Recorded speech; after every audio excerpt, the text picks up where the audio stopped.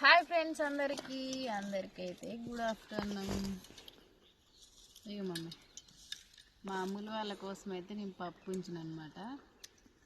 పప్పు ఇష్టం అని చెప్పి మధ్యాహ్నం పప్ప బల్లే. ఈరోజు ఏం కూర?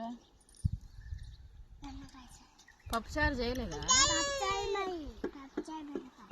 పప్పు బెండకాయనా?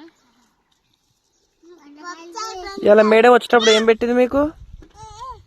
ఏం పెట్టింది? మురుకులు పెట్టిందా? మరి నాకెందుకు తీసుకురారే? నాకు ఇష్టంగా. నేను రాకపోతే తీసుకురారా? ఎవరెవరు తిన్నారు మరి?